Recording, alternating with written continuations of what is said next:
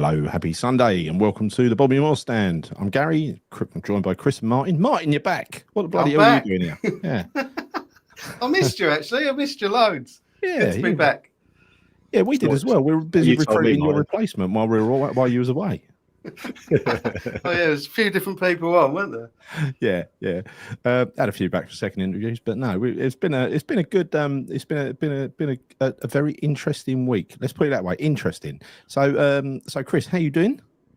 Yeah, I'm all right. I'm better than what I was on Friday. You know, I was massively angry and I was losing my shit, but I'm calmed down now. I'm a lot more calmer.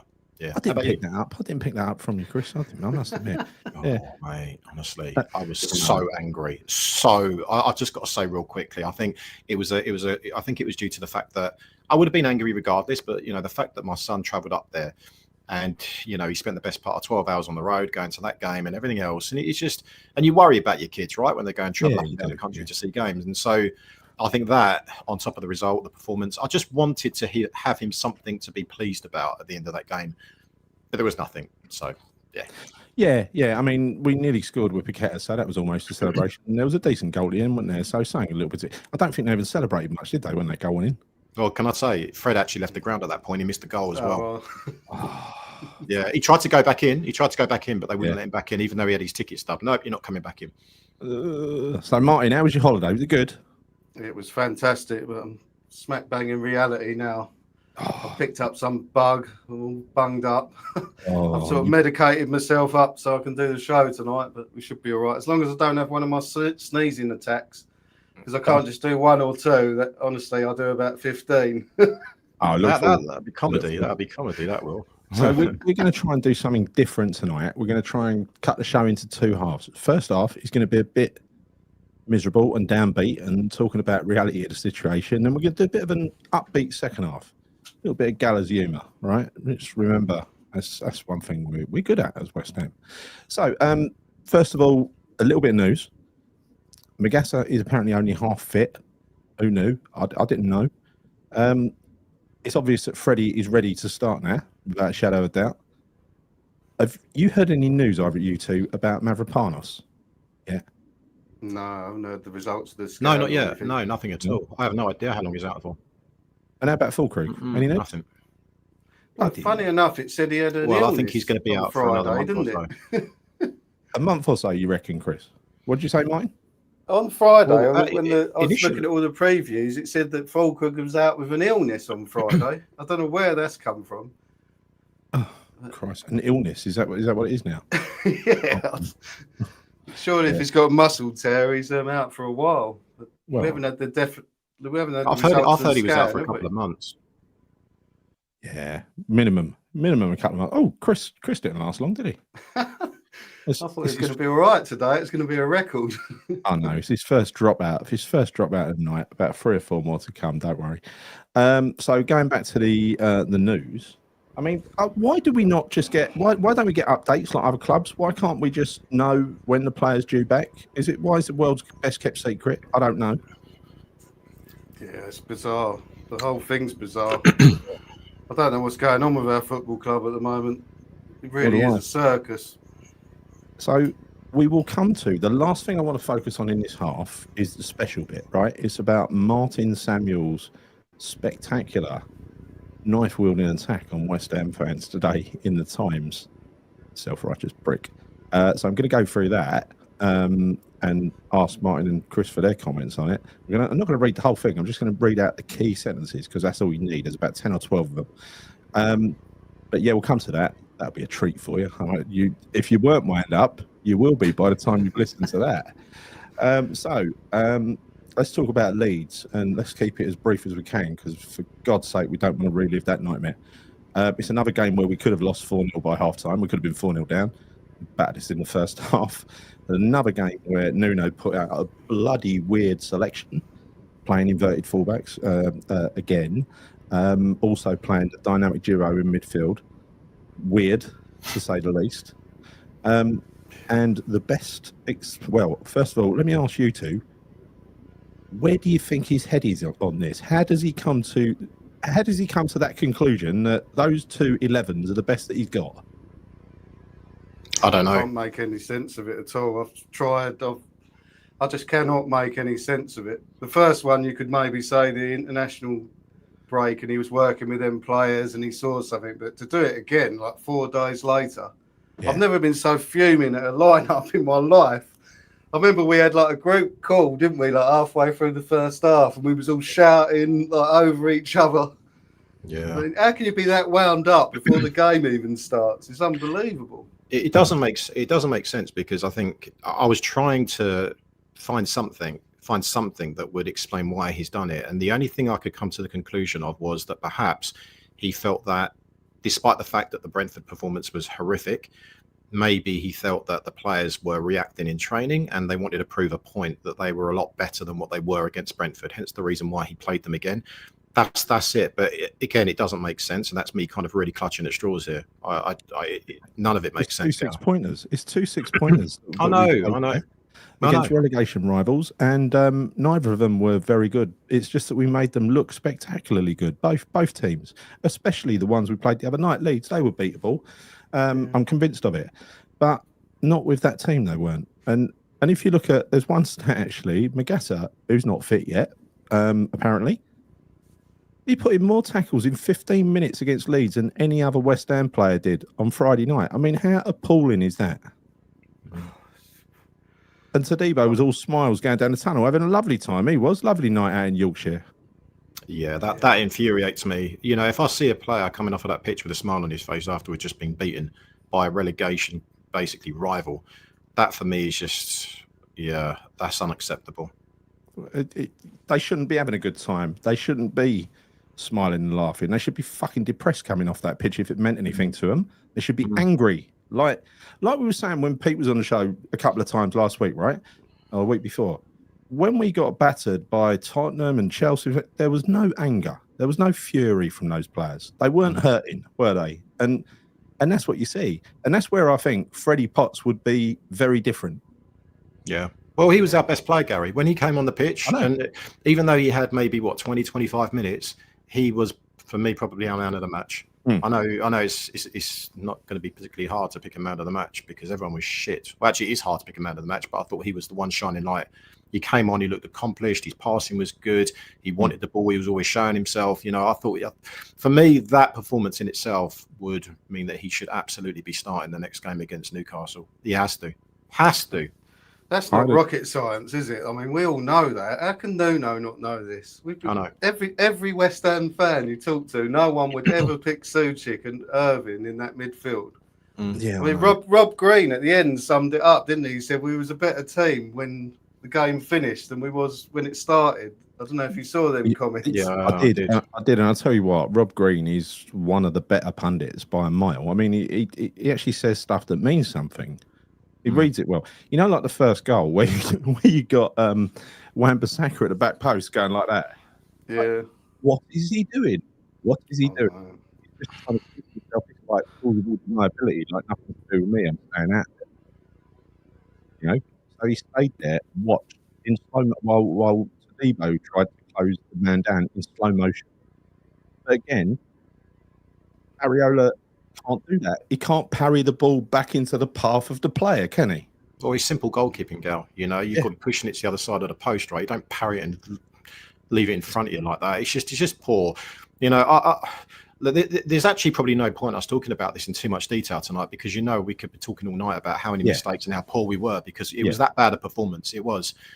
There's no positives to take out of that game apart from Freddie Potts. That's it. That's as much as I can say. But also the other positive that I'll always talk about is the away fans because I thought they were exceptional again. Doesn't matter if we're losing a game, they always sing. They're always making noise. And you know, well, look, you know what? We talk about how, you know, the board have kind of ripped the heart and soul out of the club. Well, it's not strictly true because the heart of the club are the fans. And they're always unbelievable. Always. And so that's the one thing that they can never remove. They can't. I know. I say that they've lost a lot of fans, but I'll tell you something. West Ham fans for me are second to none, and they proved it again against Leeds. They are absolutely, and that is where you get on the road now. Is where you get the old style West Ham fans, the ones with the gallows humour, the ones that laugh at themselves, right? Yeah. And I love that. You remember that that Fulham game I told you about when we lost 5-0 at their place, and I really enjoyed that game, not because we got thumped. It's just because at a certain point in the game, the gallows humour started, and it was fucking fun. It was fun, you know? Because why not enjoy yourself? I mean, you're getting slaughtered anyway. Why not enjoy yourself? Yeah. Well, there's got to be something, right? I mean, if you're traveling all Yeah. those miles, you need to try and take some form of enjoyment. And typically, the enjoyment is the people that you're with, you know, fellow supporters that basically like-minded. Yeah, and I think you need it, because if you don't, it'll just drive you stir crazy. You know, it's just it's not good for your mental health, is it? Turning up to these games and being infuriated after every single game. You need good people around you, and thankfully, we do have good fans around us. Yeah. That's it. I totally agree. So I think it leaves us with, we don't know why he did that, why he picked that team. My guess is, and again, I put the question out on Twitter, and I said, can someone explain it to me? I just don't get it. And I think the best thing I got wasn't from a response on Twitter. It was from a response on ChatGPT or Gemini, or one of the large language models, right? I got to say, whichever one it was, because they're full of shit, they're full of hallucinations a lot of the time. But strangely, they seem to be quite bang on with what they were talking about with Nuno. And the good thing about one of those things is it can look back and cross-check the history, and said basically he tried this false nine thing at Wolves several times, and it failed miserably every time. So why he keeps doing it, I don't know. It's a magnetic for the likes of him and David Moyes, who play very similar football. I would say he's more cautious than David Moyes. He takes it to another level. In their psyche, I think they take the lack of a striker as an opportunity to put yet another defender on and go more defensive. And when you look at the inverted fullbacks, there's only one thing I can think of as a benefit from that. And it's not a benefit. It's a benefit to defending in his mind. And that's, they're not going to be that confident getting forward on that side. So it's going to more encourage them to defend. And then he's put the two real basic defensive midfielders in the middle there, like the dull ones. And so you ended up, net result is you got 7 really static, dull, ineffective, largely untalented defensive players there. But that is a choice. That is actually a choice that he went for, because as you saw with Freddie Potts, his first instinct when he receives the ball on the half turn, his first instinct is to look for a pass.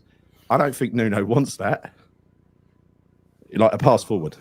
Yeah. That's you sacrifice, even having Paquetá up front, you sacrifice him from that midfield straight away. I know he loses the ball a lot, but all the creativity's gone, isn't it? He can't play that position. We know he can't. The whole thing's like a mess. It's a total mess, Martin. It's a total mess. I look at the midfield, and I think like 2 years ago we had one of the best midfielders in the country, if not the best. Yeah. And his replacement for the last 2 games has been Andy Irvine, a player we'd never even announced him as a new signing at the club. He was going to go to Wrexham for 4 million, as you said the other night, Chris. That is not a Premier League player. And you got on the bench, you got Fernandes, Potts, and Magassa. It does not make any sense. If you look at this right now, and I said it the other day, that if we didn't beat Leeds, I think that we will get relegated, and I'm sticking with that. There's not going to be anything that's going to kind of tell me otherwise at this moment in time. And I've said it already many times. We've still got 11, 12 games before the window opens, and realistically, if we might sign players, and that's really, really scary, because we typically don't sign players within the first week of a transfer window. So this is going to be a long road.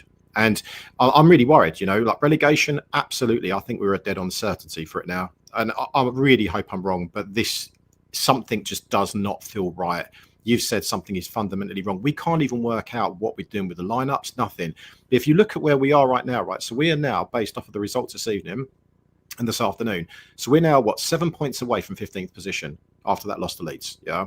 So there's now this gap that is emerging, and it's a pretty sizable gap as well. That's not going to be an easy gap to make up when you take into account the games that we've got coming up. Now, if you look at all of the teams from 14th and down, I would say that all of those teams, and this is of no real surprise, are better than us. Just look, for instance, I'm going to rule some of those teams out. Let's forget about Wolves for a second, right? Let's look at Everton. Let's look at Leeds. We saw what Leeds were like the other day, right? They're not a great team, but they fucking played up Upton Park because we're shit. You look at Burnley. Look at the result they got today, for instance, right? That's not going to be an easy game for us. You look at Fulham. Now, for us, if you look at West Ham right now, we have unquestionably the worst centre-back pairing in the league. By far. By a long way. We've got the slowest midfield in the league, okay? And we've got the most impotent strike force in the league as well. Now, that is basically weaknesses in all key areas of the pitch. What does that tell you about our chances of survival? Because I think our chances of survival are going to be dictated over the course of the next 2 months, right? And then you look at the teams around us, okay? Look at the teams in and around us from 14th down. Now, as an example, let's rule out Wolves for a second. We know what they're about. Look at Forest. Right, they've now got Deitch in. He's going to sort their defensive frailties out. But if you look at their defence, they've got Murillo and Milenkovic in defence, 2 top quality centre halves. Yeah. They've got Douglas Luiz, they've got Anderson in midfield, in England international midfield, okay, and a Brazilian midfielder, and they've got Igor Jesus up front. So that is a spine. That's a spine. You look at Fulham. I mean, even Fulham, right? So they've got Bassi, they've got our old player, Issa Diop in defence. Then they've got Sander Berg, they've got Sasa Lukic playing in the middle, okay, and then they've got Raul Jimenez up front. Again, a spine. It's not the greatest, but they've got a spine, something that they can kind of rely on, right? Now, we do not even have a spine in our team right now. That's the scary thing about it. We've got the most unbalanced squad that I've seen in many, many years, and it's full of incompetent players that quite literally aren't fit and not fit enough to even wear the shirt. You know, you look at Kilman. I mean, he's slow. He lacks awareness. He can't pass the ball. He looks tired all the time. He's lazy. You look at Tadibo. He's a fraud of a centre-back. You know, you look at Irving, and I know he's not going to be our first choice, I hope, but you look at him, I mean, like you just said, Mike, 4 million quid to Wrexham. That shows the levels and the standards of Andy Irving, who's starting in midfield. Yeah. You know, it's unbelievable. There's no one in our midfield that wants to carry the ball forward, apart from maybe Fernandez, and he was on the bench. When you look at what we've spent, what we've wasted, money actually wasted, and there's more than this, right? But if you just take 4 players, and 4 players would be Tadibo and Kilman, it would be JWP and Alvarez. There's 160 million quid of players there, right? One of them's out on loan, one of them's unused, and 2 of them are getting games and looking fucking hopeless, right? Yeah. That is a waste of 160 million quid. We could have got some ferocious, airy-ass, nasty bastards at a centre-back in a championship for probably 10 million apiece, and had enough to go around, cope with injuries, have plenty of leadership, plenty of fight in the side. Might not have been technically the greatest defenders who bring the fucking ball elegantly out of defence, but they would know how to play within a role, how to hold a line, how to win a header, how to pick up a man, all the basics that these players, as expensive as they are, don't fucking seem to know. Yeah. Right? Well, look at the player scale we've let go of. Like, I mean, even if you look at someone like Tilo Kehrer, he'd walk straight into our team right now. Yeah. I mean, there's so many examples of this. I actually think, and, you know, I know that we said it at the time that, you know, Mohamed Kudus down tools, he didn't want to play for West Ham, but we miss him. Yeah. But honestly, we miss him because he was a ball carrier. He was someone that would attack the final thirds. Add full crew to that, by the way, 180 million, and Mandy's just said, 180 million spent on players we can't fucking use. They're an embarrassment, right? Now, imagine, you could have bought fucking Haaland for that and paid his wages. Yeah, and they'll still have change in your back pocket, mate. Yeah. I said the other day, you know, you look at the Arsenal the centre-back pairing of Saliba and Gabriel, £54 million combined. Rock solid. Mm-hmm. Rounded professionals with the right attitude, the right drive. They're winners. They want to win games. They hurt when they lose, which you fucking should do, no matter who you play for, right? It's a holiday camp, I'm telling you, West Ham. Yeah. It has been for some time. I mean, Kilman is the one. I keep picking up Kilman. I know our midfield is completely frail, but Kilman is winding me up something chronic right now. Yeah. He's an absolute throwing players in here. Aguerd, another fucking 30 million, 210 million wasted on those players. It's shocking. That's the thing. You don't end up with a squad like that and players like that by accident. That's by design, isn't it? By being cheap, taking deals at the last minute. Well, no, bad recruitment. Martin is taking deals for the wrong reasons. Now, I'm not going to speculate on what those reasons are, but they're not footballing reasons. Let me just say that. Yeah. None of it makes sense. And none of it makes sense. I mean, the whole club is in disarray right now. It really is. But the one thing, the only one thing that I cling on to right now that I think can make a difference, and that is going to be us, the fans, the supporters. Yes. You know, we really, really need to show up now, like more than ever. You know, we boycotted the game. We all know the reasons for that. But I'll tell you something, right?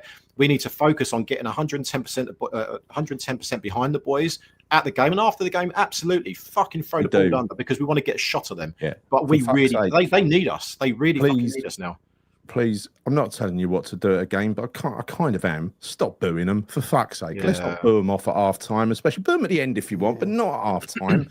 It's demoralising for players. They are obviously a little bit fragile, these players. they need us behind them. So, you know, from this next game onwards against Newcastle, where hopefully you'll join us, no matter how it goes, and stay until the end and beyond, because the next protest number 3, Hamish United, is the sit-in. We're going to sit in. We're going to stay in our seats. By the way, if you get out of your seat and you move towards the back, there's every chance you won't be allowed back in your seat again. So just stay in your seat, take a coat, nice and warm.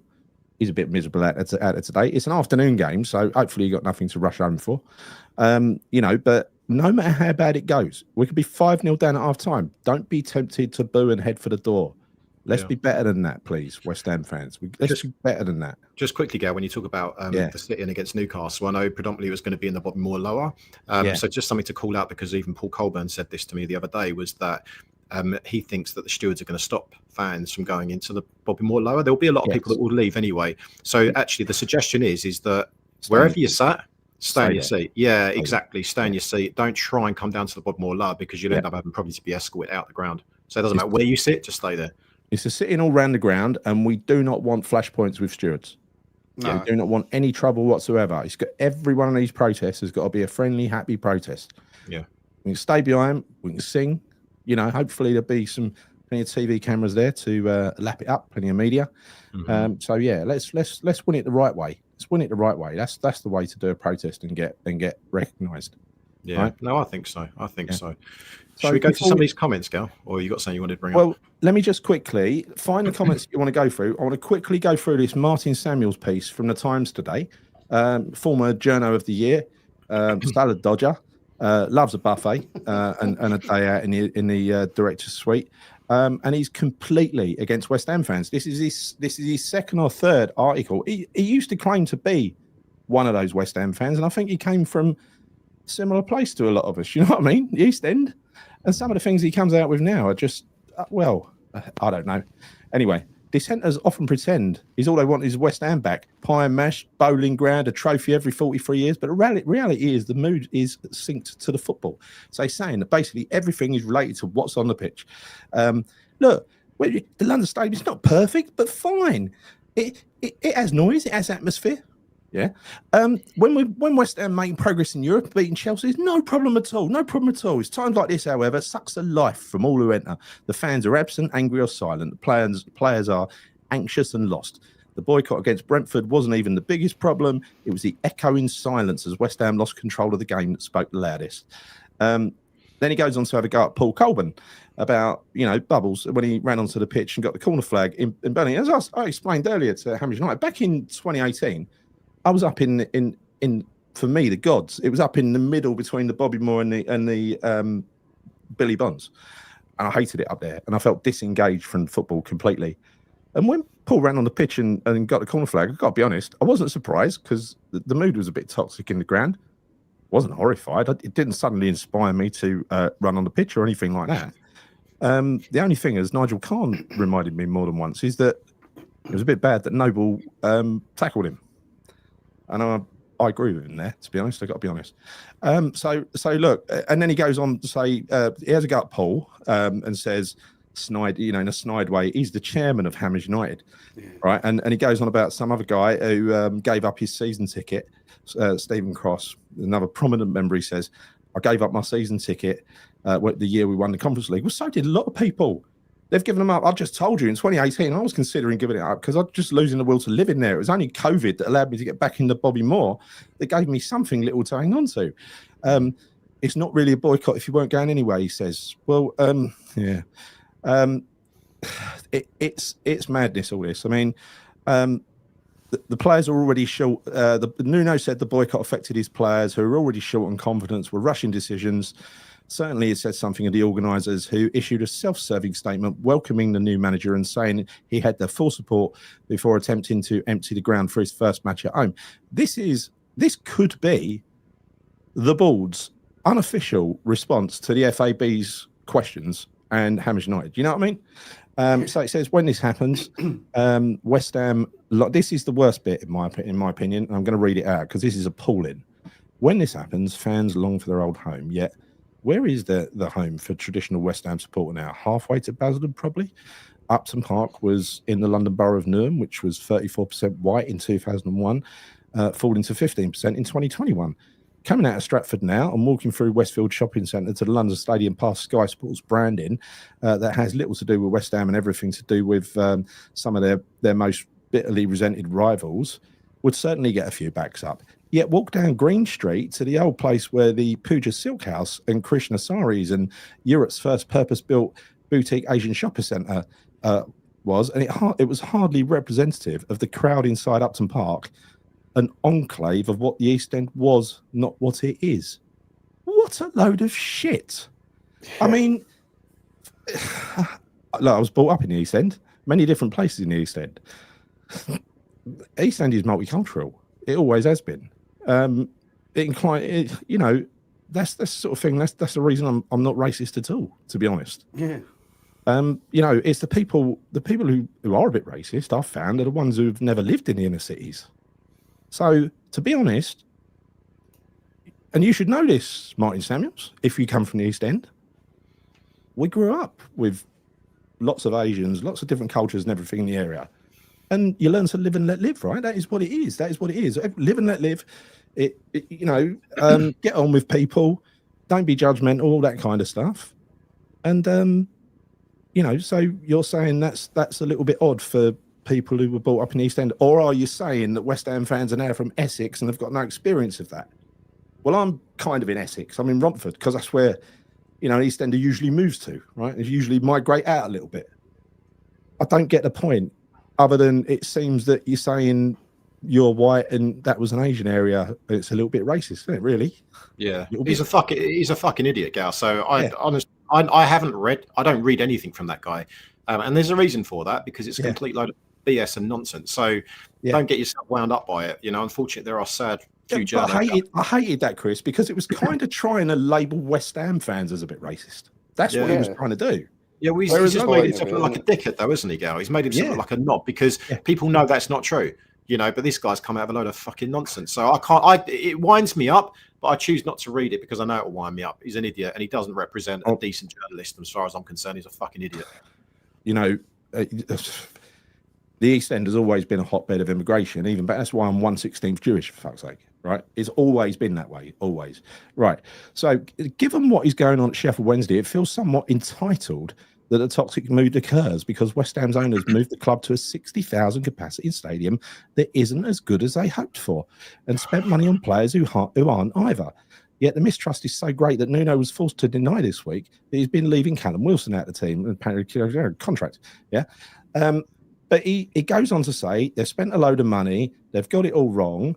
But he said the fans' frustration, nostalgia, anger is all wrapped up in a ball of woe around the move. When the team is rotten, it all comes out. The quote, a world-class team for a world-class stadium, is the boast that is thrown scornfully back at the owners. But surely that is what every stadium upgrade, he calls it, hopes to achieve. Arsenal left Highbury for that. Well, they didn't move to an athletic stadium. Tottenham departed White Hart Lane for a better stadium. West Ham had hopes of being upwardly mobile after their move too. Yeah, we fucking did. Look where we ended up. The Olympic Stadium was an iconic venue globally. Yeah, an iconic athletic stadium, Martin. In a way, Upton Park was not. Well, it fucking was. It's more iconic than that fucking Meccano place. It was felt such a setting would elevate the club's status, which, in a way, it has. Has it? The banner proclaiming the present ownership have presided over, and here's where he puts quotes, 15 years of mismanagement. Conveniently forgets the club's only trophy. Here we go. This is why I think this is a response from the board. Since 1980, and what is now, barring Everton, the longest stay in the Premier League of any club outside the big ship. That is words out of Karen Brady's own mouth, right? Yeah, can we just fucking stop this now? Because it's winding me up. Like, genuinely, it's winding me up. And then the last bit is, I knew it'd wind you up, and the last bit is, protesters go light on Daniel Kretinsky. Yeah. The Czech businessman who owns 27%. We always let him off and blame poor old David Sullivan who makes all the fucking decisions. Yeah. Yeah. Honestly, I was fuming when I read that this morning. I'm glad I've upset you a bit with it, Chris, because I must have gotten the message across. I was fuming when I read that. Who the fuck does he think he is? The whole thing's just, we know what it is. Prick. Designed to belittle our protests, what we're actually protesting. He don't once mention the money from the book. They've only ever used the club's money and profited off it. You don't mention any of that. All he's trying to do is belittle Hammers United, like try to make it sound, oh, look what's happening to Sheffield Wednesday and everything. Can I just say something right here? Like, let's just stop because we're giving him airtime, and I don't think he deserves it. Simple as that. Can we just move on because he's a fucking idiot? I'm sorry, he is. We're at the end. Winding me up. It's winding me up. Let's go halfway point. We are, and also yes, it's been a little bit negative, which is understandable given the current circumstance that we find ourselves in, right? But let me just go through some of these chats, and they are negative, right? But we'll move on to something happier in a minute as well, right? So what's everyone saying, right? Dino, good evening, nice to see you. Look at the run into Christmas. Wish I hadn't. Can only see 4 points at best. I mean, I don't know how many points. I haven't worked that one out yet, but it's looking pretty ominous, I've got to say. A game of 2 hours, picking inverted fullbacks and wingers makes the pitch so. No, it doesn't make sense. It just does not make sense. I'm hoping he never tries that again. He's put Ollie Scarles out. Like, he's put him out there, and the poor kid's taken a fucking beating, isn't he, really? You know, it's not fair on him. He's one of the youngsters coming from our youth team, playing him in an unorthodox position. Why would you do that? Why? He's been fucked over by 2 different managers now. I mean, what a Potter did to him was unforgivable. He put him up against Salah, and we all thought that was a learning experience. And what you had to do the next game was put him back in. He dropped him for fucking ages, didn't he? Yeah, it's shocking. The management of our young players is shocking, actually. I've got to say, from all of the managers so far. It really has been. Darren, surely the coaches should have told Nuno his selection needs looking at. Well, you'd like to think so, wouldn't you? But these are not Nuno's men. Don't forget that. This is not his backroom. It's not the backroom team that you probably would have wanted. Let's be honest. But yeah, I agree with you. I think they should do. Jason, Ollie Scarles thrown under the bus. Yeah, exactly like I said. By second manager now. He's out for God knows how long. His eagerness to get back on the horse. He jumped on the wrong horse. Yeah, no, you're absolutely spot on. Dave, good evening, mate. Hope you're doing well. False 9, hate this saying. What means sweet fuck all? I mean, at the end of the day, false 9 means can no work. Striker. I agree with you. It means no striker. It's a bullshit saying. It can work with the right player, not with Lucas Paqueta. Simple as that. I mean, it can work with the right player. Mark Pendleton, there is absolutely nothing at all in this team that gives you any hope of avoiding the drop. And yeah, exactly. Like I said earlier on, when you break it down and you look at our team, you look at the spine, you look at the ineptitude of our performances and everything else, it just does not look good. It really doesn't. Pierre, I hope you're doing well. Pierre, on current form, the last 4 games, we're better than Liverpool and Fulham. Well, there's a positive. I mean, that's probably one of the only positive comments I've seen so far. We're going down with the Fulham or the Liverpool. Yeah. A lot. Avid indoors, man. A loss to Burnley, I think mentally the players will start to realise that we are down. That would mean we've lost to all 3 promoted sides. Yeah, that's true, actually. 2 of which have been convincing already. Let's put an end to this negativity and draw a fucking line under it. We don't want to be, Hold on, I'm nearly done. I'm nearly done. Right, hold up. There's a couple more here. Kilman is 6 at 3 inches. He has 0 physical presence. He's not Premier League quality. Yeah, I don't know that either. And Darren here has just said here, and this is actually a valid point. I know Wolves are bottom, but at least they play for the shirt. They were 2-0 down and battled today. And that's the problem, actually, because when you look at the teams in and around us, they are fucking they are battling. Yeah. You know, they are. They are like it means something to them. And for us, that game, we are. They were both up. Burnley were really on the front foot from the beginning, and then Wolves fought to get back into it. I haven't seen an ounce of that from West Ham. Players have got pride everywhere apart from West Ham, I'm afraid. Exactly, mate. Last couple of comments here, I'd say from Dino. Don't know if you're an F1 fan, but Crofty, big West Ham. Yeah, I've seen this called ball down Sky Sports. Brilliant, actually, brilliant. He hit the nail on the head, didn't he, mate? Hit the nail on the head. 100%. And Randy's kind of answered to that and said, look, he's called out unwanted stats on West Ham, and also during the broadcast he called out Sullivan and Brady as well to go on air. But he also said that they're not fit to run the club and they need to leave. They need to leave. If they want us to get, if we need to be saved, if we're going to get saved, they need to be gone. And that is it for the negativity. I can't do any more negativity, mate. I can't. We did well. We almost contained it to half an hour, right? We're not at 35 minutes yet. So fuck all that off. We're going to the championship, like it or not. We're going down unless some miracle happens. And I don't know, Nuno discovers, well, I don't know what he's got to discover, to be honest. His inner attacking self is a new mindset, sees the light, wakes up one morning, has an image of, I don't know, Alan Devonshire running it. Who knows? But something's got to happen. But I don't think it will. I think when you look exactly like you just said, Chris, I don't think we've got the quality or the heart to stay up. Not yet, we don't. Not yet, if we had the heart, like you just said, Mark, if we had the heart to go into bat on these things, we do have the quality in the team to be able to make a game of it. But we do not have the heart, and we do not have the organisation, the commitment, or anything. Yeah, the players look like half the time they've never played with each other. I don't know what the game plan is, but anyway, look, we're going back down the negative road again. Yes, Let's stop this. So let's stop this. Questions for you, all you people in the audience. Lots of questions. Number one, tell me something good about going down. Right. Next, tell me your best experience of playing in either Division 2, the old Division 2, or the Championship. And tell us something completely separate, which is either memorable or embarrassing or just plain old surprising that happened before, during, or after a West Ham game. Not at home, anywhere. All right. So there's 3 different things. Something good about going down, your best experience in Division 2 or the Championship, and something memorable or embarrassing. That's basically a wild card. You can do what you like there. All right. So that is a massive positive. No VAR. They're not going to introduce it when we get relegated. Probably. Yeah. Probably will do. That'd be brilliant. No VAR. No VAR. That was the first thing I said. No VAR. People are saying experience that again. Lads, people are saying playing Millwall, but there's no guarantee of that at the moment. They're third in the league. They're third in the league. Yeah, we could. I think we could with all these kids. That's the one good thing. If we don't flog them all, and they're not ruined like Skulls might be by the time we get relegated. Poor sod. We do still have a lot of good kids who are very decent in the Championship. If you sprinkle that in amongst some grown-ups, we might have a half-decent team. All the stars are going the minute we get relegated because they all get a pay cut. Well, what stars, Gal? Bowen, Ketter? The saleable names, right? So, again, positives are we might see the kids like we did when we saw, that time when we got promoted with Tompkins, and we had Noble, and we had Ferdinand, and we had all those. It was good times, wasn't it? Yeah, no, I enjoyed that. I think, when we went down, those seasons, and we had played some of those youngsters, and we also brought in other players from lower league teams, the likes of Rio Coca, Hayden Mullins, and all that kind of stuff. We had a solid team, and we got rid of a lot of that dead wood. And I think actually getting rid of all that, we got a lot of dead wood in this club right now. We have. I think that's a plus. And I think also one of the other pluses for me personally would be the fact that more away days, proper football grounds, that basically haven't been impacted too much by fucking Sky. They're actually good, decent, proper football away days. Potentially 2 trips abroad. Cardiff might get promoted from League One, so we've got Swansea and Cardiff in the same 2 trips to Wales. Yeah. Here's another one. Actually, Danny, great comment here. Going down will get rid of the tourists. I agree with you. Overnight, yeah.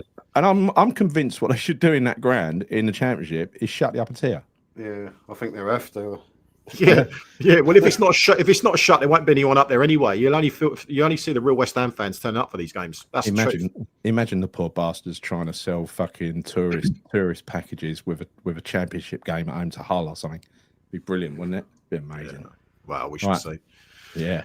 They might finally leave our club, BS out. Well, I'm hoping that happens sooner than that. I mean, we're just going to carry on down this road for as long as it takes, and that might include in the Championship, right? It don't stop. They've got to go. We ain't going to stop until they go, right? Mm-hmm. Big fish in a small pond. Very true. Septic skeptic. Saying on my lips tonight. We are the Man United of the Championship whenever we're down there. I want to change those words a bit. It's be a big fish in a giant goldfish bowl. That's what we will be. Yeah. Embarrassing back-to-back relegate. Oh, come on, no negatives. Actually, a Pardew moment where he jumps into the crowd when he pulled us out of relegation. Yeah, I mean, that was a semi-final, wasn't it? That was a semi-final against Ipswich, which is one of the greatest nights of my footballing life, I've got to say. That home game where Everington scored that. I was right behind the trajectory of the ball. So was Paul, who's in the comments. So we were next to each other. Fucking hell, the atmosphere before the game, during the game, and after the game for that Ipswich second leg was the best atmosphere I've ever heard at Upton Park, including electric. Yeah, it was on par with that night, if not better. It was brilliant that night. It was incredible. Pardew knew how to press our buttons.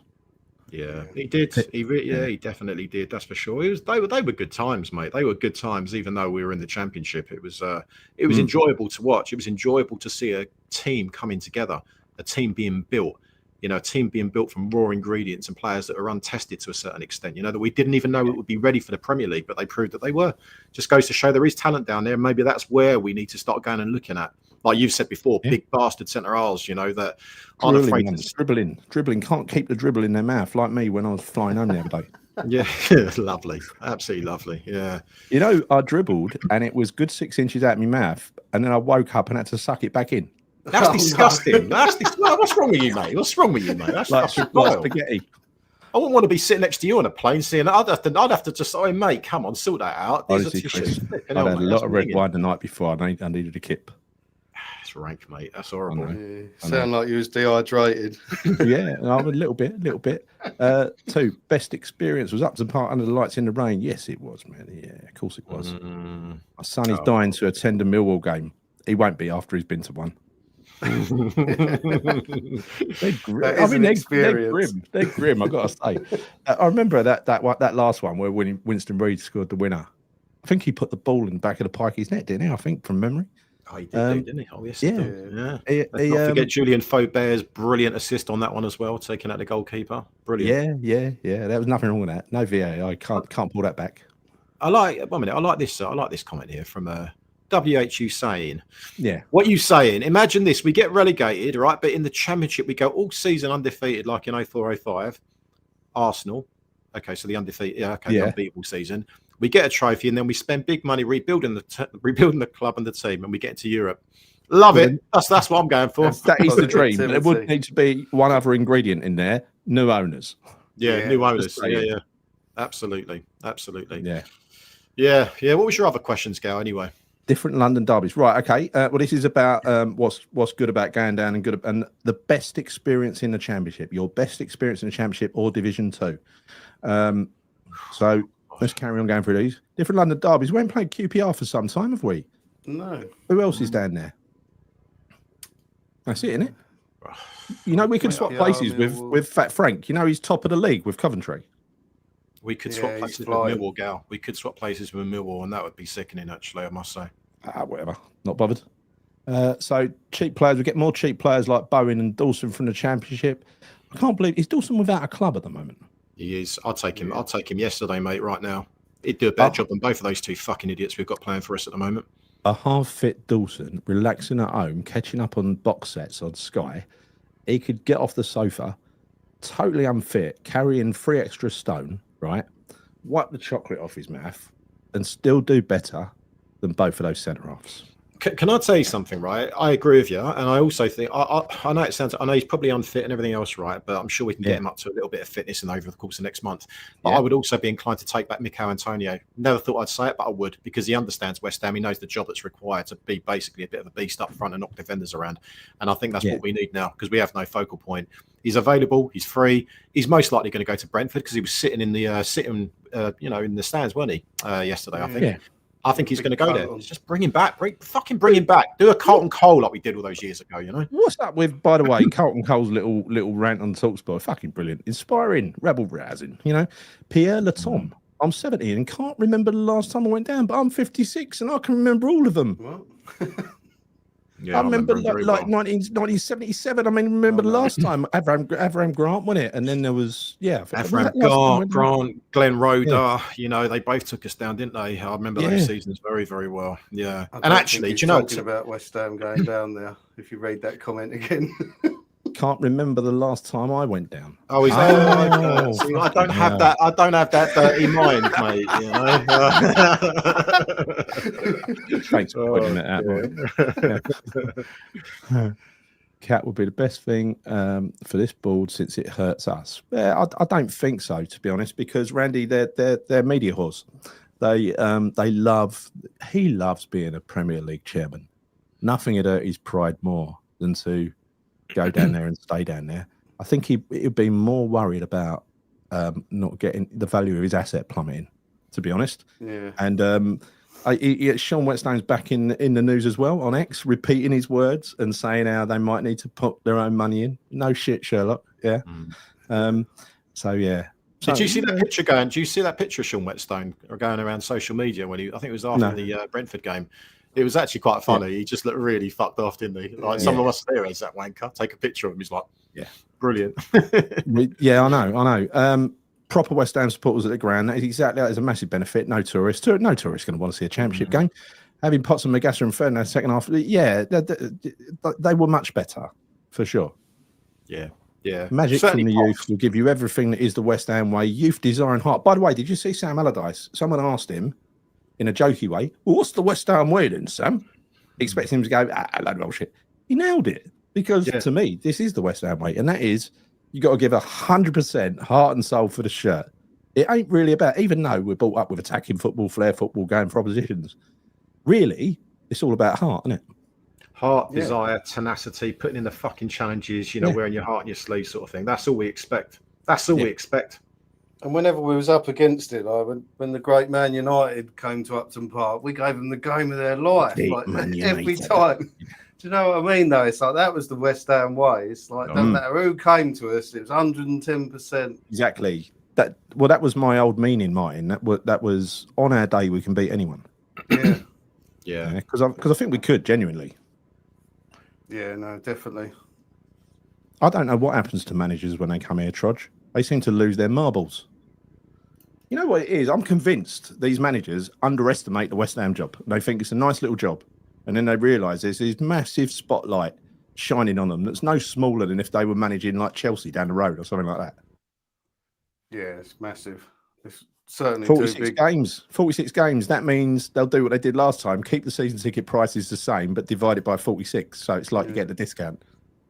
And then when you go up, they'll divide it by, they'll make sure the fucking tickets go up as if they've achieved something rather than getting us back to where we should have been in the first place. Yeah, if they ever do get us back.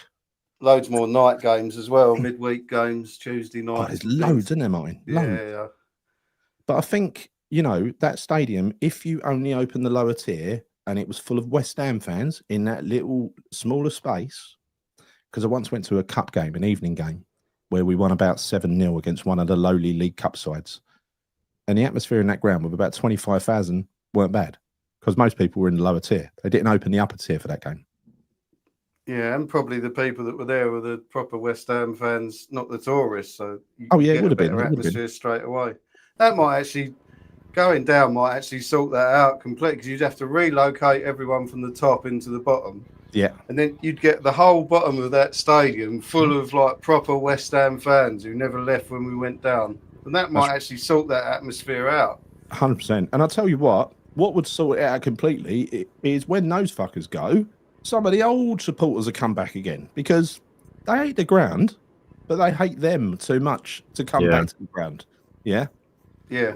So I think you're right about the atmosphere, by the way, because you will see proper West Ham fans. I'm not saying that, but you will see proper West Ham fans turn up for those games in the Championship. Those horrible games you're going to be playing, right? I think they'll be turning up, and there will be an atmosphere just by default, in my opinion. So it's not all bad. Honestly, it's not all bad. We won the FA Cup in the second tier and got to the League Cup final. Yes, we did. And we also won that second division trophy, didn't we? Which we haven't managed to win. The old, because the one at the moment, the Championship trophy is the old league trophy, isn't it? Do you remember the old Division 1 trophy? Yeah. We haven't won it. Sunderland come up and now looking at them. Yeah. Good owners though. That's the difference. Good owners, willing to put money in, willing to invest. And the same with a lot of other clubs now. And if we're not careful, we're going to be, well, I'm not even going to say it because it's happy half of the show. But that is why we need new owners, because if we carry on treading water like we are at the moment and drop out this division without a fight, it looks like we will, it's going to be a long road back. This ain't going to be like last time, like 2010. Who the fuck in the Premier League is going to drop down to play for West Ham in the Championship? Like Kevin Nolan did, yeah? Yeah. I can't really think. I don't know. Newcastle's captain joined us in the Championship last time. He wanted a 5-year contract, though, didn't he? There was a reason behind that. And also working with Fat Sam as well. There was a few things, but I don't know. Black country likes black poor weight. He likes anything beginning with black. Don't you? That was probably the finest. The 81-82 Division 2 smashing Chelsea 4-0, or was it 3? No, I think the 4-0 was 85-86. Maybe. Maybe it was 3. But I just loved that 78 to 81 period. I loved it. I thought it's the most enjoyable time in my footballing life. It was when football was magical. You know, we'll lose the big time Charlies away. I don't know what that means, Dave. Pagetta to Villa in January on the cheap. Very likely, actually, but yeah, whatever. Right, let's move to the second question, right? Let's see if we've got any. What was that? Best experience in Division 2 and Championship. Now, I've already covered mine. Let's come to yours in a minute, right? So give us your best experiences, people. Mine was the Ipswich game. Chris, what is yours? What's your best experience in the Championship? I'd go along with the same as you, mate, to be honest with you. I can't go that too far back because of my age. Sorry. But no, rub it in, why don't you? No, when you talk about 78 and 81, mate, I mean, come on, you know, I can't participate in that conversation. But no, I'm with you. I think, you know, certainly the Ipswich game for sure. I think, you know, the playoff finals, all that. I mean, yeah, there were some great times. There were some really, really good times. But I'm more interested in, because I know this question's been going on for a bit now, is funny stories. Yeah. I want fun. I want something to laugh at. Fun. Let's have some fun. Look, Martin, I've never actually asked, because we've not prepped for this, by the way. But is there anything particularly funny that's ever happened to you, like an experience maybe at Upton Park or the London Stadium, that you look back and you think that was pretty funny? I mean, I just need something to laugh at. Yeah, there's lots of little things. While Martin's thinking, right, there's lots of little things that happened which I thought was funny. Like, you know, they used to heat up their pies in a nuclear reactor, a mini nuclear reactor under the stand, right? And so, you know, you could not cool them down, even if you bit both ends off and blew through, so smoke come out. You could try and cool it down for like an hour, and it wouldn't cool down. And once I bit into a pie, and a bit of steak literally fused itself to the top of my mouth. In agony, I had to pick it off, like get it off. Yeah, them pies were dangerous. My brother had an art to doing them. It's amazing how he could eat them pies without burning himself. Yeah. I think there'll be some good, some decent food at the away games, especially up north and things like that. Wales. Yeah. What do you have to eat in Wales? Must be something nice. It's same with Leeds, isn't it? We'll find out next season, mate. Yeah. What else? Oh yeah, there was one funny time which Paul in the comments he found particularly funny, which was Ross was sitting in his seat once, and he had a big thing of Coke, like fatty Coke, you know, sugary Coke. He spilt it. It went all over the floor under Paul's seat, and they never cleaned that ground, so his feet were sticking to the floor for the whole fucking season. Quality. Hilarious. I remember I had it's funny now when I look back on it, but it wasn't funny at the time. But I remember when it was the West Ham were playing Newcastle, and I think it was like the 95-96 season. Yeah. And I was in the Bobby Moore lower, and we won that game 2-0, and I think it was Tony Cotty and Danny Williamson that scored the goals that night, if memory serves me right. And actually, I don't always say memory serves me. I know they did, but I remember Tony Cotty scored a bit of an overhead kick, and there was a geezer in front of me. And to be fair, like I was jumping around, and I was a little bit energetic back then. And I thought, you know what, proper limbs at this point. I'm going to jump up and down. I'm going to jump on the people in front of me. I jumped up, and the geezer moved out the way, and I went flying. I went down literally two rows, and somehow kind of rolled over, landed on my side, and almost twisted my ankle. I couldn't even get up. I was that bad. But I look back on that, and these were great memories. But at the time, I thought I'd cause some serious damage. But yeah, I mean, I've got, you know, there's another memory I've got to share with you. Actually, another one I've got to share. This is actually this may have affected a lot of fans, so I'm going to apologise in advance, right? And neither of you know this story. In the Tevez season, The Great Escape, I had a season ticket up in the West Stand. Anyway, I didn't have a car at this point. I couldn't afford a car, and I borrowed my dad's Mini Transit to get to the West Ham Arsenal game, right? And as I was, my old man said to me, because he used it a bit for work, he said to me, there's something a bit wrong with the radiator, so take it a bit easy. But I was in a bit of a rush to get to the game. So I'm getting circular, and you know when you turn off on the Barking Road roundabout, right? So I'm just pulling off there, and there's a lot of traffic there. I'm starting to look at my thermometer, and it's going on fucking red. I'm like, oh no. And then I start seeing steam coming out of the bonnet.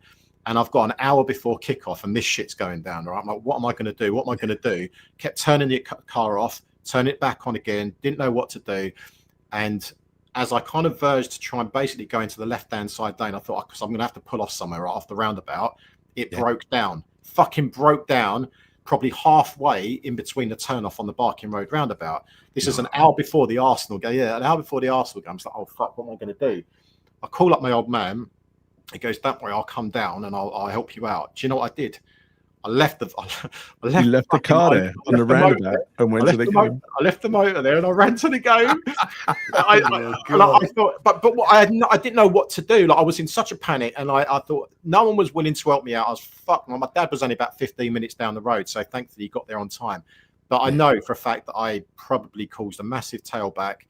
And I apologise profusely for those that didn't make the game, because that would have been me for that very reason. Yeah, if you were late coming down the A12 to the Arsenal game once, all Chris's fault. It was me, and we won that game 1-0, if memory serves me right. Again, I think it was Marlon Harewood scored in that game, and my God, that was a stressful moment, and I felt so bad about it, so bad. Yeah, this made me fucking laugh, right? When Flores, that bit of video footage of Fat Sam laughing at Flores after he'd just dived, it was just one of the best bits of telly ever, wasn't it? It was the guy went ballistic, didn't he? And it just made Sam laugh even more. There's a few little things about Sam. He was apparently a brilliant man manager as well, right? Is this true, Kat? I'm a reason that you didn't make that game. I don't know. Is that actually true? I don't know. Sorry, but it was. I didn't know what to do. I was didn't know what to do. Do we get to have a pitch invasion if we're down in the Championship? Okay, I know it ain't the point of this thing. So when we finished third, that was in 85, 86, wasn't it? But so it's not strictly a Championship, is it? Foxes are screaming. You know what I mean? But because it's not Premier League rules, do we get to have a pitch invasion at the last game of the season if we don't go up? And if we do go up, what do you reckon? Well, that was going to be my best memory from the Championship or League Two, as it was then, the Cambridge 1993 when. Oh yeah. I'll just never forget that day. And there's all the players saying, "Get off the pitch," because it was going to get called off, weren't it? Yeah. We was on the brink of going up, so we just needed more goals than Pompey. I think was it Pompey?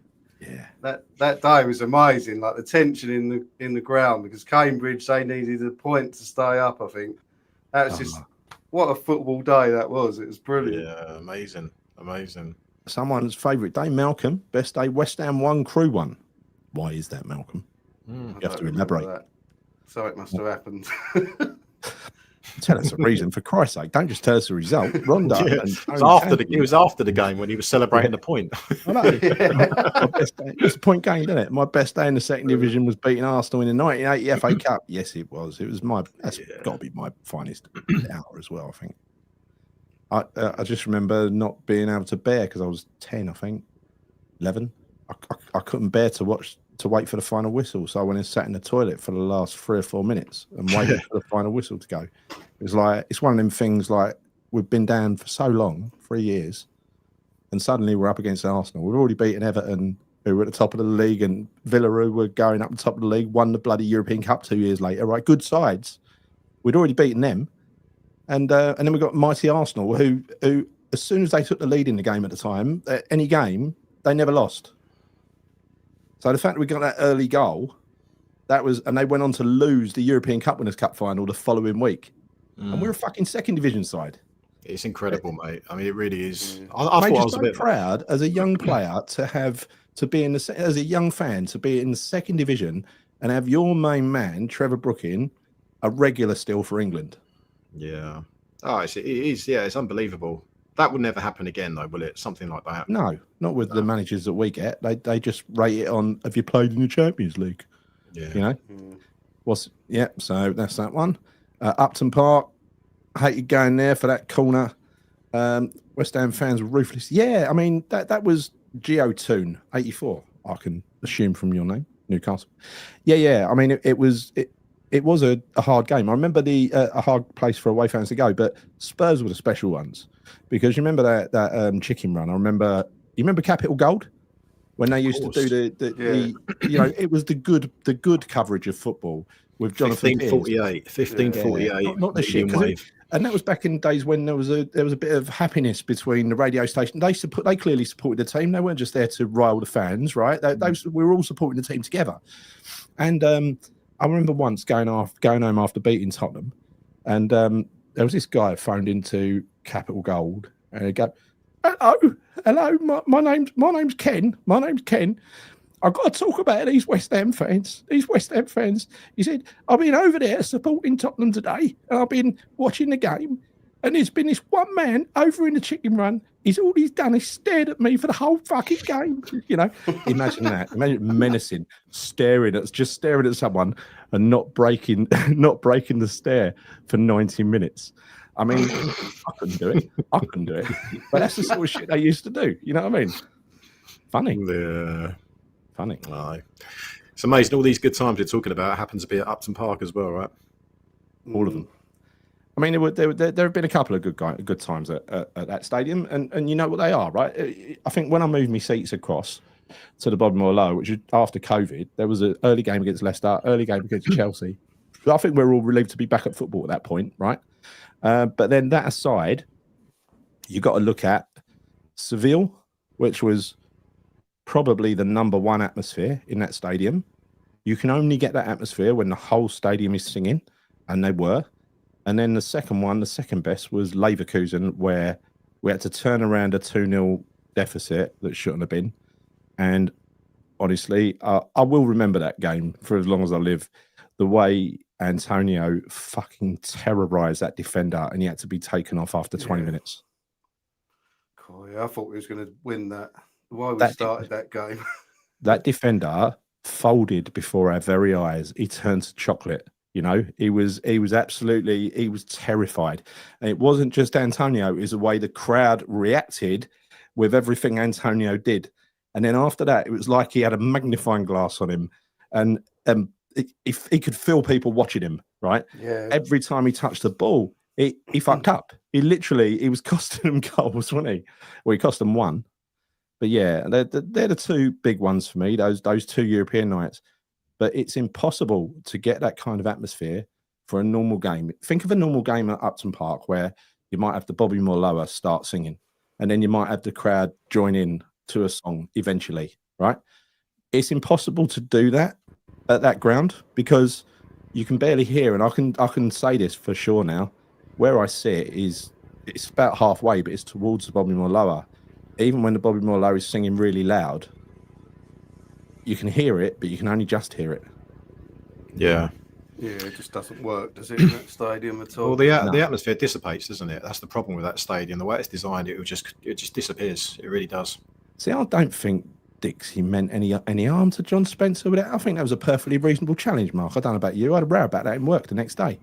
Some Chelsea fan was telling me he stamped on him. No way did he stamp on him. It wasn't a stamp. It was kind of a balance. It was an innocent little, you got to tread somewhere, ain't you? Just what was the Dixie one against Wolves? I remember that one vaguely. Where that, I mean, oh yeah, the one with Steve Ball. Yes, yeah, that's it. Yeah, where he's going off and his shirt's all torn and stuff like that. Yeah, yeah. But that's this is what I want to see a bit more of, like that fight. Do you know what I mean? Like it means something. You know, the fact that we have games where you don't even see players getting yellow cards, like the Chelsea game this season, for instance. You know, like it's unacceptable. These are London derbies. Even if it's not a London derby, you're playing for the fucking badge. Go out there, fight. Take a yellow card. If you're going to get a yellow card, don't get it for fucking diving off pussyfooting around. Get it for a proper fucking hard challenge. Which is why Alvarez, he got sent off on technicalities, right? Which is really annoying. Get sent off for going through someone, for fuck's sake. Exactly. Not for diving or for something stupid or time wasting. That's just no. Yeah. Best for me, says what you're saying. Against Man United FA Cup at the bowling. Brother-in-law is Man United fan. The rest of us West Ham. He got pissed as West Ham won. Cameron Reigns. We beat him quite a lot down there, didn't we? It seems that way anyway. Mental day at home to Cambridge. Clive Allen tapped in the second goal, says Paulie Houston.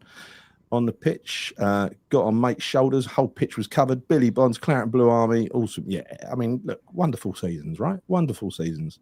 Those sort of ones, which with, in that season, with the season or two with Stuart Slater. And even though we had people like Eamon Dolan who weren't the best ever, it was just like a fun time to go football, wasn't it? Yeah, it's amazing. And I love that old North Bank. I'll never forget the North Bank. West Ham 4, Chelsea 0, 1981. Right, okay, yeah. Known as the St. Valentine's Day Massacre. Really? What, before we inherited that title for losing 6-0 away to Oldham on the 14th of February 1989. Another game that we went to, which was there was another thing. There was another one that we done. And again, me and Paul used to go all the bloody time. We're the same age, right? And we used to do some stupid things because you could pay on the door. You didn't have to get a ticket and go into a ballot or anything. You just decided you wanted to go to football. You went to football and paid on the door. And West Ham were away to Newcastle. And I called up Paul in the morning and said, do you want to go? He said, yeah, all right. So I picked him up and we were just getting to like the M25 and we looked down at the time and realised we weren't going to make it because it was like midday. We'd fucking left at about 10:30 in the morning or something like that to get to Newcastle. It was never going to happen. Never going to happen. But all the old shithole grounds that we used to go to, like Upton Park and Sheffield Wednesday as it was, because I think we played there the week before that Hillsborough disaster, if I'm not wrong. And I think it was in that end as well, when we lost 2-0.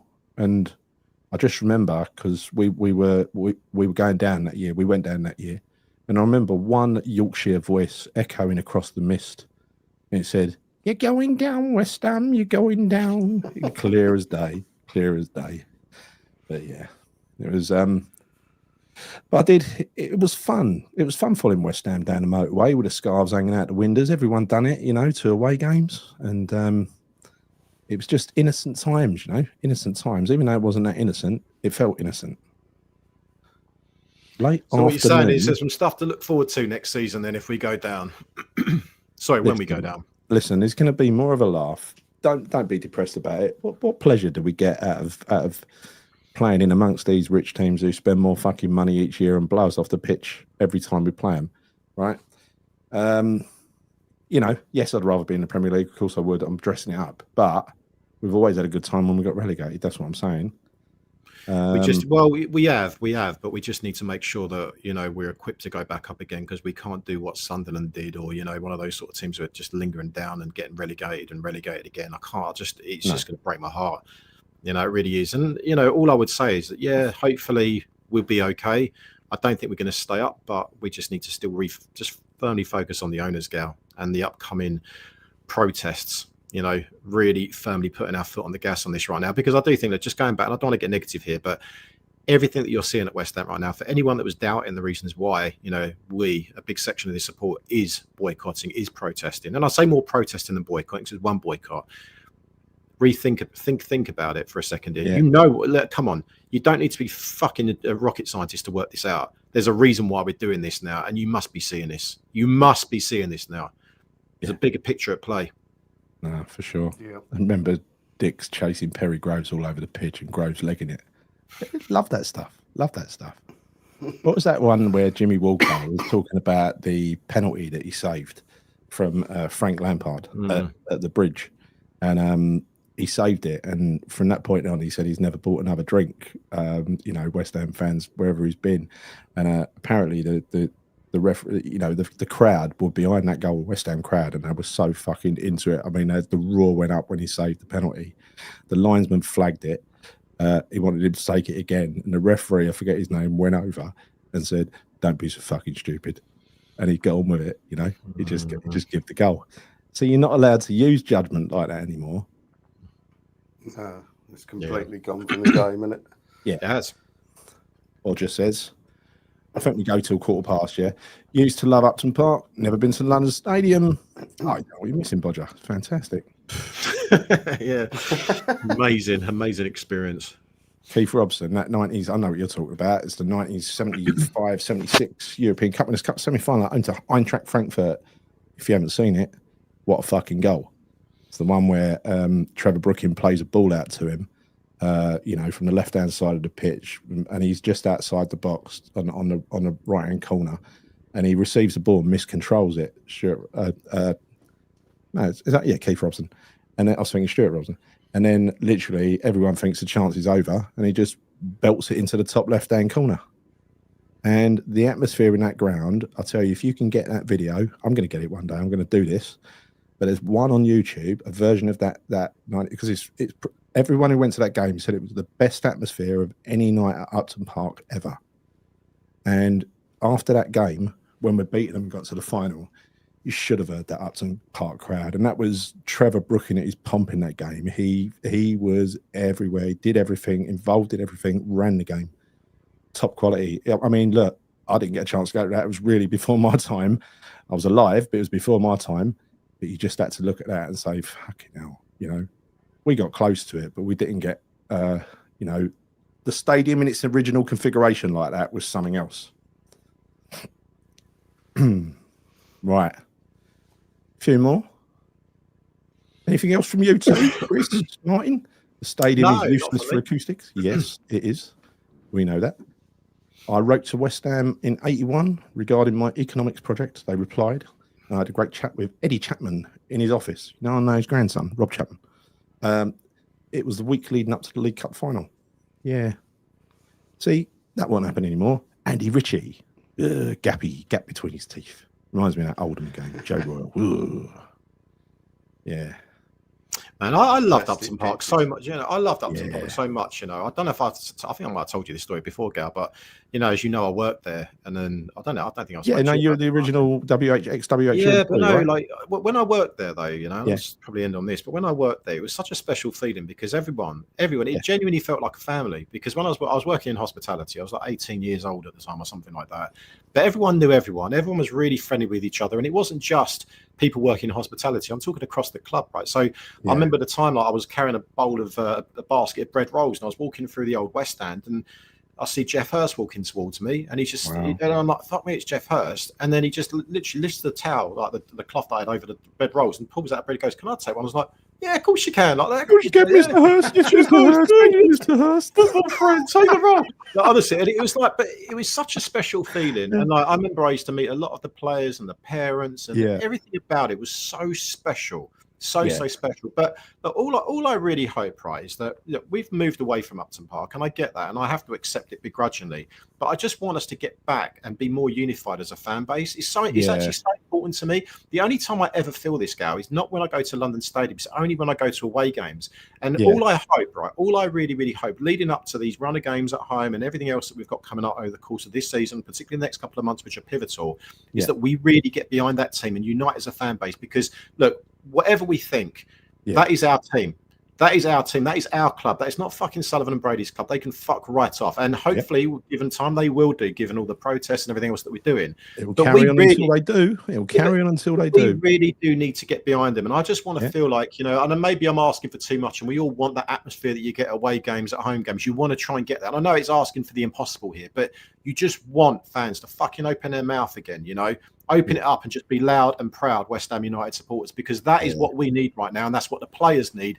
And we just need to give it. We just need to play our part, basically. You know, we need to do the protest. When we do our complaining, is during the protest. Right. When we do our supporting, is during the game. We've got to separate the two. You know, if you want to be like that and you want to have a go at the players, don't save it till after. Have a go at Sullivan instead. Yeah, and Brady. So, I would agree with that. It's definitely the right thing to do. We must not give the likes of Martin Samuel, dickhead that he is, but he has got a big media column and he's highly respected for some bloody reason. I hope they replace him with AI soon. AI with a beard, imagine that.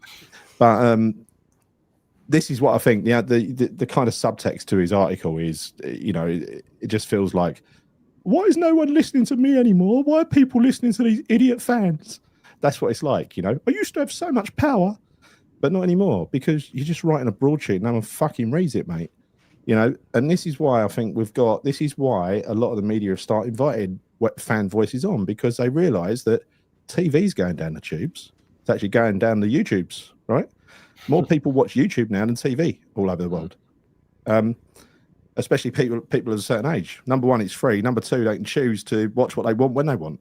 What's not to like?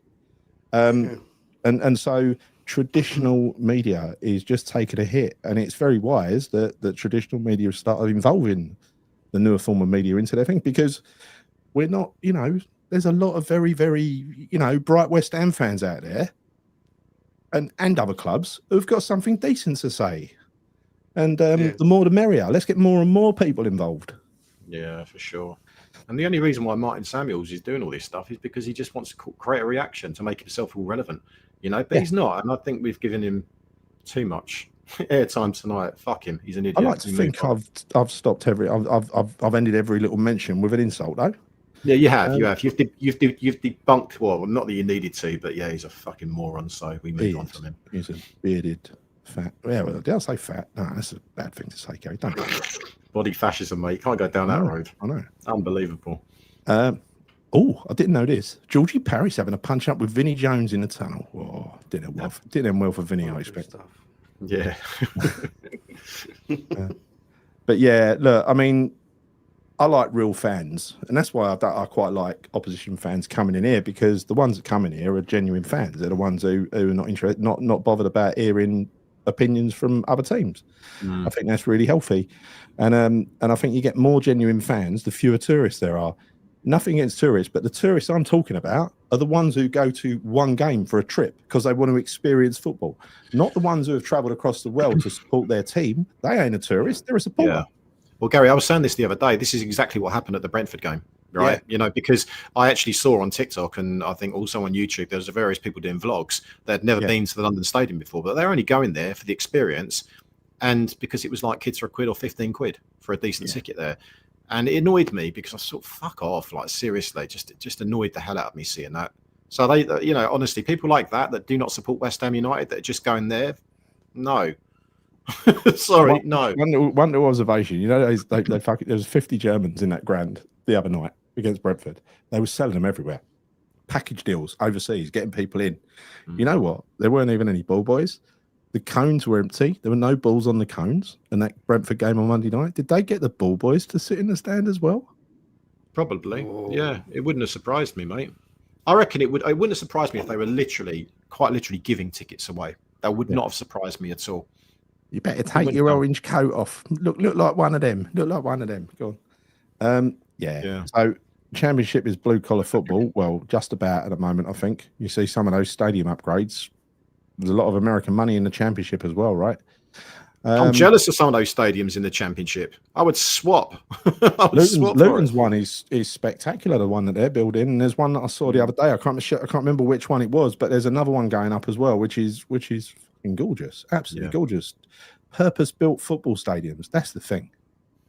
Yeah, exactly that, mate. Yeah, exactly that. But shall we leave it there, Gal? I think we should leave it there. So thank you everybody for watching. Thank you, Claire, for keeping order, security in the chat. Welcome back, Martin. Good to have you back. Good to have your happy, smiling face back. Chris, don't smile enough. To be back. It's very I'm just a little bit disappointed you didn't go for your sneezing fit. That's all I'm a bit annoyed about. Yeah. You know, you promised so much without to deliver, mate. You know. By the way, that's the one. How ironic is that? They left them with a stadium that was falling down. You should see what they're fucking moving into. Yeah, it's outrageous what they're moving into. It's beautiful, you know. Anyway, good luck to them. Good luck to them. They've suffered this lot, and hopefully one day we'll be in their position of licking our wounds, getting ourselves back together with a new owner, and climbing that greasy pole again. So thanks everyone for watching. Thanks Chris and Martin. Thank you Claire. Thank you for all your comments, and see you soon. Cheers, menu wines.